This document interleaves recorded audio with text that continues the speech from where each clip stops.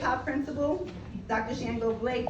We go through all the things that he also is. Urban school reformer, public speaker, thought leader, hip-hop artist, researcher, and educational leader.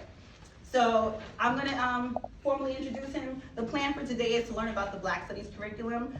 It will be implemented, or we're working on implementing this in New York City DOE schools. I am in a charter school, so the great thing about that is I can figure out and find ways for me to include this into our curriculum. And I invited you all, because you all come from different spaces in education. So part of our plan and discussion today is how can we use this in our space? So without further ado, can I pass it off to you?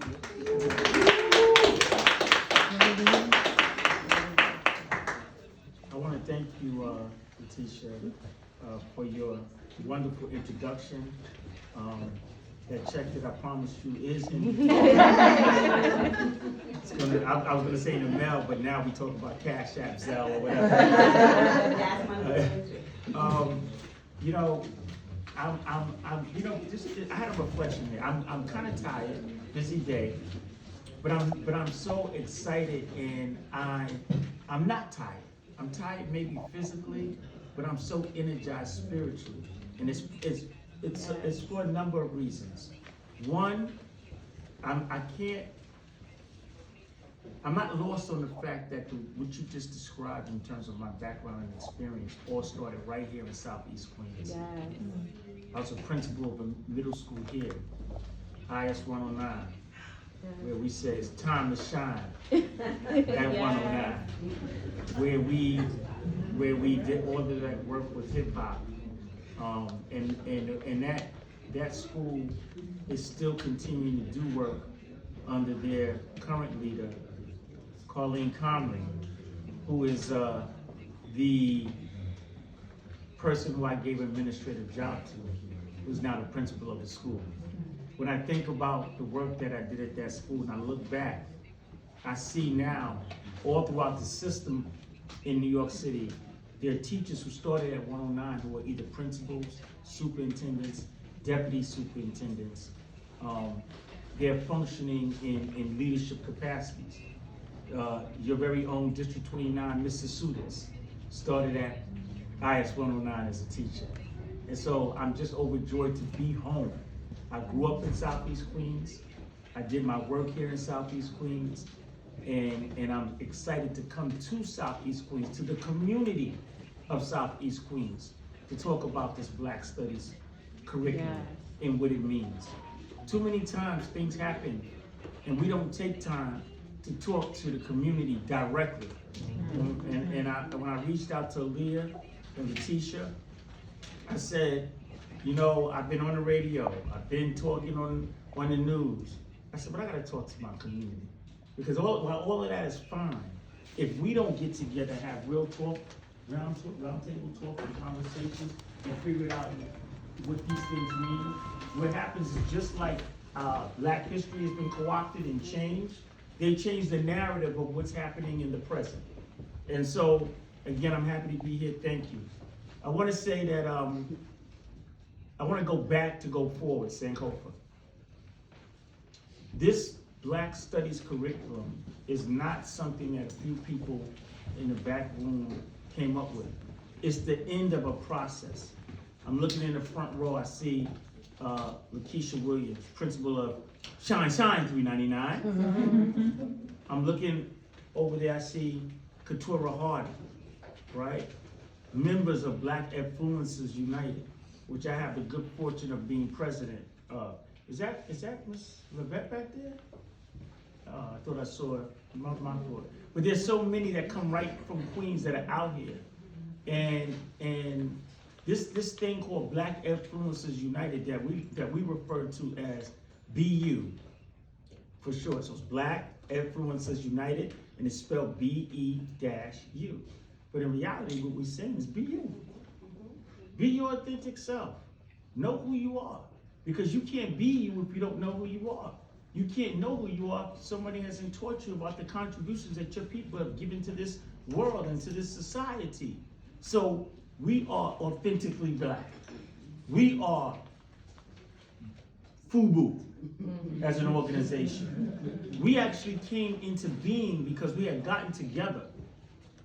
And there was a few of us talking. It was myself, my friend George Patterson, and David Banks, who's going to be the next Chancellor of New York City Department of Education. And another gentleman by the name of Jamal Bowman, who is now a congressman. Yeah. We were all educators, and we had got together and we were having a conversation, and we realized we were getting upset with the very thing that you just said, Letitia.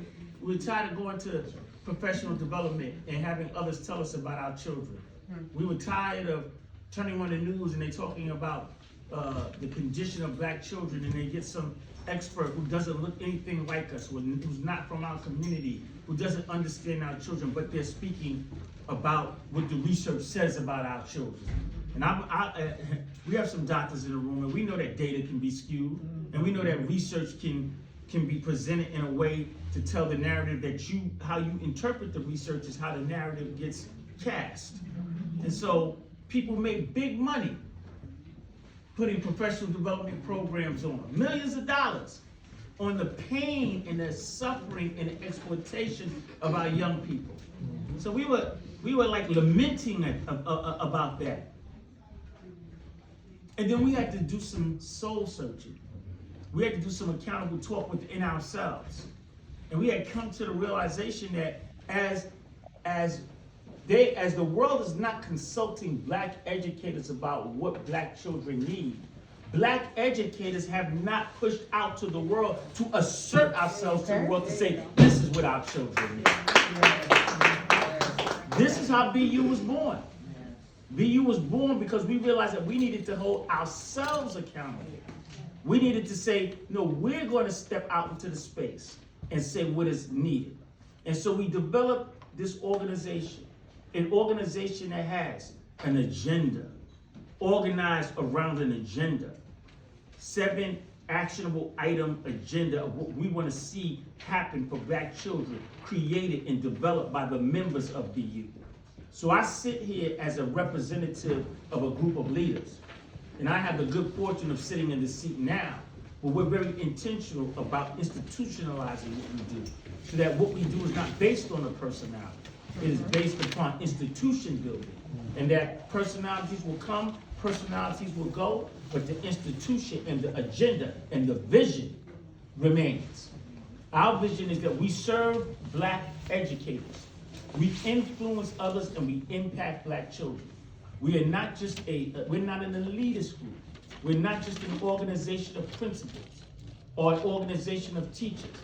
We are principals, teachers, parents, community activists. Anybody who wants to impact what's happening with black children in the K-12 space is welcome to be a member of BU. So here's the plug. You know, I spent a lot of time on BU. Just go to our website if you want to join. It's thebe-u.org. And I really encourage you, and I'll say it again a couple of times before the night ends, I encourage you to attend one of our general meetings. We're in love with each other because we're in love with the work. We're in love with doing something for our children. This is an organization where if you want to rise into a position of leadership, you can. But let me tell you the secret of how you do that. You do the work. This is not an organization, oh, this is my friend, you know, I'm gonna hook you up, you're going. It's not that type of organization. You rise on the work and the creativity and what you bring in terms of the development of our people. If you're about that, then this is a place that is wide open for you to use your talent, your skills, your intellect, your vision. The sky's the limit. But I warn you about one of the things that we do in BU. Somebody raises their hand in the meeting. I have an idea. I think we should, okay, that's your job. You just got a job. Because we're not going to do a lot of talking without a lot of action. We're not going to pontificate all day. We're going to get to work. Because our children need us. They're waiting for us. We are at war whether you realize it or not. We are at war for the minds of our children, and every day we're fighting against forces that are trying to grab our children's minds and trying to tear our children down. And we need to have black educators who understand how valuable our children are. Sometimes I go into these places and spaces and I'm shocked by what I hear from black educators talking about black children. If I close my eyes, I think I'm listening to somebody who's not from our community. So we got a lot of PD to do amongst ourselves. So we got 4 committees: an advocacy committee, where we advocate against systemic and structural racism; a policy committee where we work for policy changes; a capacity committee where we professionally develop ourselves to be better for our children and for each other; and lastly, but not least, a culture and community committee, where we work to build community that's rooted in our culture and in our way. So that's what BU is. So it was BU that was at the vanguard, and the leaders of BU, along with organizations like ABNY, and a historic, one of the oldest black educational civil rights organizations in New York City, and Eagle Academy Foundation for Young Men of Color, and United Way under the leadership of Ms. Sheena Wright, and lastly, now BERC, which is the Black Education Research Coalition coming out of Columbia University. This is the core group that is responsible for the development of this curriculum. Now, what is this curriculum? And how did this curriculum come into being? This curriculum, that gentleman who just came in, come right on up to the front, putting you on the spot. That brother right there, that's Mr. George Patterson, Senior Director of My Brother's Keeper for New York City Department of Education. All right. How you doing? And George Patterson, you'll see right there, brother. You'll see right there. George Patterson, is who I was referring to earlier, who's one of the founders and is a board member of BU. So this curriculum came about because black educators got together. We put our organizational differences aside. We walked into a room without ego. We rolled up our sleeves and said, what can we collectively do? This is our agenda at BU. ABNY, what's your agenda? Eagle Academy, what you're about? What can we all agree? Let's narrow it down. Let's pick some things that we can work on. And then we reached out to, you need to know this, to the Black, Latino, Asian Caucus of the City Council, co-chaired by Council Member Adrian Adams and Council Member Denique Miller. And they went to, and we met for a full year, about once a week, am I correct?